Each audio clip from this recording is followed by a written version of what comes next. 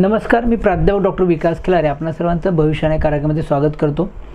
घर बसल्या ज्योतिष शिका आणि स्वतः तुमची कुंडली तुम्हीच पहा या सदराखाली आपण ज्योतिष शिक्षणाचं किंवा ज्योतिषशास्त्राचा अभ्यास करत आहोत, शिक्षण घेत आहोत. कुंडलीतील 12ही स्थानाविषयी मी माहिती देत आहे. मागील काही व्हिडिओमध्ये मी सांगितलेलं आहे. आज आपण कुंडलीतील एकादश स्थान म्हणजे 11व्या स्थानावरून जातकाच्या आयुष्यातल्या कोणकोणत्या गोष्टी बघितल्या जातात ते मी तुम्हाला सांगणार आहे. त्यामुळे एकादश स्थानावरून काय काय पाहिलं जातं हे पण तुम्हाला समजलं पाहिजे, तरच तुम्हाला भविष्य सांगता येऊ शकतं. यासाठी आपण आता एकादश स्थानावरून काय गोष्टी बघितल्या जातात हे मी तुम्हाला सांगणार आहे. तर एकादश स्थानाला पर्याय नाव आहे लाभस्थान. हे एक नाशक स्थान पण आहे आणि काम त्रिकोणातलं काम स्थान पण आहे. पण शक्यतो लाभस्थान या नावाने एकादश स्थान फेमस आहे. तर मग एकादश स्थानाला शक्यतो सर्वच ज्योतिषी किंवा सर्वच लोक लाभस्थान म्हणतात. मग तुम्हाला लाभस्थान कोणतं म्हटलं की हे स्थान लक्षात आलं पाहिजे. एकादश स्थानाला लाभस्थान असं म्हणतात. जीवनातील विविध लाभ, आनंद आणि उपभोग देणारं स्थान कोणतं असं जर कोणी विचारलं तर तुम्ही सांगा ते म्हणजे लाभस्थान, 11वं स्थान. हे दशमाचं धनस्थान आहे. दशमापासूनचं दुसरं स्थान आहे, म्हणजे दशमाचं धनस्थान आहे. त्यामुळे केलेल्या कर्मातून मिळणारा पैसा, थोडक्यात ऑफिशियल धनाचा विचार या स्थानावरून केला जातो. प्रामाणिक कष्ट करून मिळवलेला घामाचा पैसा हा 11व्या स्थानातून पाहिला जातो. मी मागं सांगितलं की 2, 5, 8 आणि 11 ही 4 धनस्थान आहेत. मात्र 4ही स्थानावरनं धनाचा किंवा पैशाचं माध्यम किंवा सोर्स वेगवेगळा आहे. मग 11व्या स्थानातनं सोर्स कुठला आहे तर ते दशम ह्या कर्मस्थानाचं धनस्थान म्हणजे 11वं स्थान आहे. त्यामुळे केलेल्या कर्मातून मिळणारा लाभ किंवा पैसा हे आपण 11व्या स्थानात पाहतो. त्यामुळे ऑफिशियल पैसा किंवा 1 नंबरचं धन किंवा कष्टातून मिळालेला पैसा याचा विचार करताना एकादश स्थानाचा विचार करा. याही स्थानामध्ये ग्रहांची बैठक असणं खूप चांगली पत्रिका समोर जाते.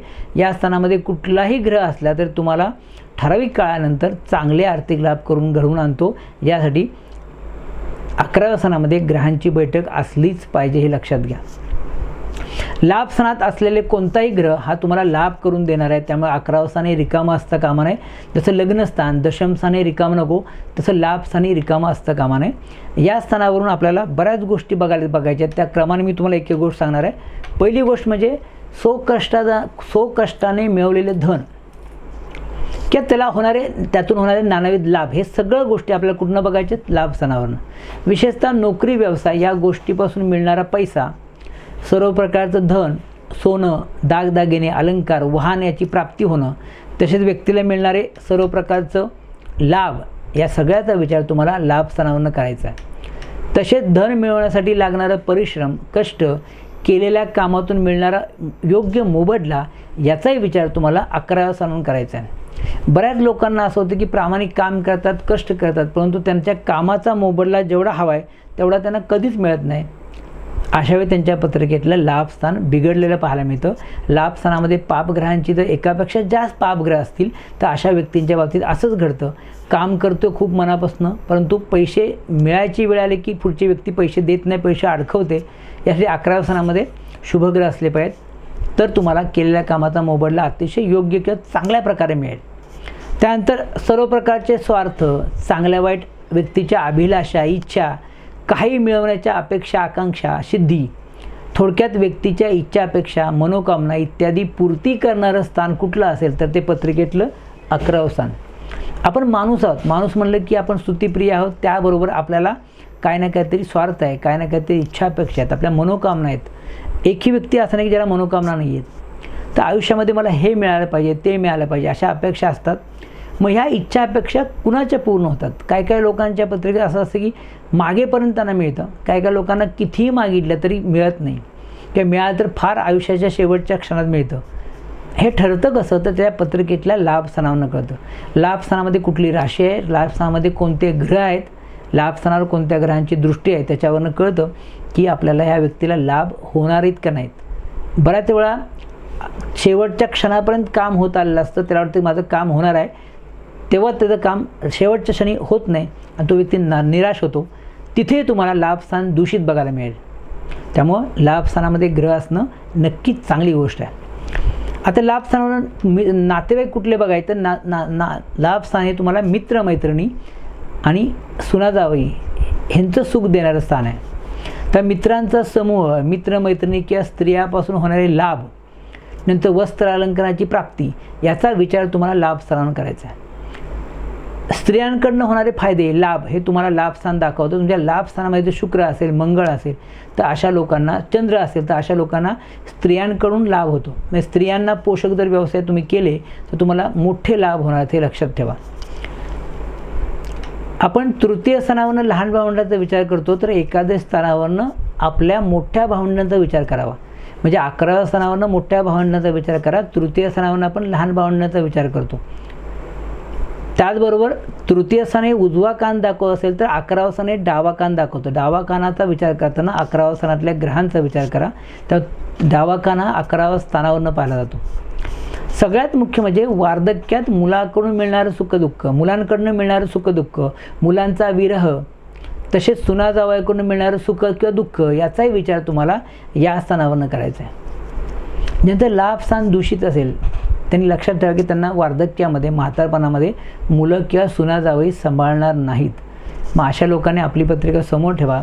आपल्या या स्थानामध्ये शनी, राहू, केतू, मंगळ, हर्षल, रवी असे जर पापग्रह असतील त्या लोकांनी सावध व्हा की आपल्याला म्हातारपणाची सोय आत्ता तारुण्यातच करून ठेवायची आहे. म्हणजे तुम्ही सक्षम व्हा, आर्थिक सधन व्हा, म्हणजे तुम्हाला उद्या जरी भविष्यात सुना जावयांनी किंवा मुलांनी जर नाही सांभाळलं तर तुम्हाला खूप चांगल्या प्रकारे आयुष्य व्यतीत करता येईल. यासाठी ज्योतिषाचा फार मोठा फायदा होतो. आपली पत्रिकेतलं 11वं स्थान पहा, तज्ज्ञ ज्योतिषाला दाखवा पत्रिका की मला मुलांकडनं पुढं भविष्यात म्हातारपणी सुख आहे का. जर असेल तर ठीक आहे, नसेल तर मात्र तुम्हाला वार्धक्याची सोय तुम्हाला तरुणपणीच करून ठेवायची आहे, लक्षात ठेवा. हा जर तुम्ही केलं तर तुम्हाला नक्कीच भविष्यात किंवा म्हातारपणीचा फायदा होणार आहे. 11वं स्थान हे षष्ठ स्थानाचं षष्ठ स्थान आहे. बघा, हे 6वं स्थान रोग शत्रू देतं. 1, 2, 3, 4, 5, 6 6व्या स्थानाचं 6वं स्थान आहे. त्यामुळे षष्ठ स्थानाचं षष्ठ स्थान असल्याने रोगाची किंवा आजाराची पूर्तता करणारं स्थान आहे. 6वं स्थान जर रोग कुठले होतील सांगत असेल तर ते रोग तुम्हाला पदरात पडायचं काम लाभस्थान करतं. रोगाचं गांभीर्य तसेच आनुवंशिक आजाराचा बोध तुम्हाला 11व्या स्थानानं करता येतो. म्हणून या 11व्या स्थानाला नाशक स्थान म्हणले. तुमचं नाश करायला पोषक ठरतं. म्हणजे आरोग्य आणि आजारपणाच्या दृष्टीने 11व्या स्थानातले ग्रह फार मोठी भूमिका बजावतात, हे लक्षात ठेवा. शरीराचे कुठले कुठले अवयव बघायचे आहेत तर गुडघ्यापासूनचा खालचा भाग म्हणजे पोटऱ्या आणि डावा कान. पोटऱ्या म्हणजे पायाचे गोळे आणि डावा कान याचा विचार तुम्हाला 11व्या स्थानानं करायचा आहे. नातेवाईक मी सांगितले, मित्रमैत्रिणी, सुना जावे हे तुमचे नातेवाईक असणार आहेत. थोडक्यात या स्थानावरनं व्यक्तीला मिळणारे नानाविध लाभ व त्याची प्राप्तीचा विचार तुम्हाला या स्थानावर करायच्या. व्यक्तीच्या इच्छाकांक्षा, मनोकामना पूर्तीचं स्थान आहे. ते पूर्ण होणार की नाही होणार हे आपल्याला 11वं स्थान खूप चांगल्या प्रकारे सांगतं. 11व्या स्थानामध्ये शुभग्रह असतील, बुध, चंद्र, गुरु, शुक्र, रवी, तर तुम्हाला अतिशय जोरदार लाभ होणार आहेत. तुम्हाला हवं ते मिळणार आहे, लवकर मिळणार आहे, वेळेत मिळणार आहे, हे लक्षात घ्या. या उलट लाभस्थानामध्ये पापग्रहांच्या युत्या असतील तर पत्रिकेचा दर्जा ढासळतो. तुमची कोणतीच इच्छा, आकांक्षा, मनोकामना वेळेत पूर्ण होत नाही. 11व्या स्थानावर काय काय पाहायचं हे मी तुम्हाला सांगितलेलं आहे. हा विषय कळला असेल अशी अपेक्षा करतो. एक निवेदन करतो, ज्या लोकांनी आपला चॅनल अजूनही सबस्क्राईब केलं नसेल त्यांनी चॅनल सबस्क्राईब करा, लाईक करा. सगळ्यात मुख्य म्हणजे हा व्हिडिओ आपल्या नातेवाईक, आप्तेष्ट, मित्रमंडळी आणि ज्योतिषप्रेमींना हा व्हिडिओ शेअर करा, म्हणजे त्यांच्या ज्ञानामध्ये भर पडेल. अजून एक निवेदन असं की ज्या लोकांना माझ्याकडून ऑनलाईन मार्गदर्शन किंवा कन्सल्टिंग हवी असेल, मी डिस्क्रिप्शनमध्ये माझा व्हॉट्सअप नंबर दिला आहे, तुम्ही व्हॉट्सअप करा. मी नक्कीच तुम्हाला मार्गदर्शन करण्याचा प्रयत्न करेन. यानंतर कुंडलीतलं 12वं स्थान, शेवटचं स्थान म्हणजे व्यय स्थान, त्या स्थानाचं काय महत्त्व आहे, काय महात्म्य आहे, त्या स्थानावरून काय काय पाहिलं जातं. कुंडलीतलं हे म्हणजे 12वं स्थान. ते स्थान कुंडलीतलं अशुभ स्थान आहे, त्रिक स्थान आहे. हे 12 स्थानामध्ये सगळ्यात अशुभ स्थान कुठलं असेल तर ते 12वं स्थान आहे. त्यामुळे ह्या स्थानावरून काय काय पाहिलं जातं हे तुम्हाला माहिती असणं फार गरजेचं आहे. तोही व्हिडिओ तुम्ही अवश्य पहा. तोपर्यंत श्री स्वामी समर्थ.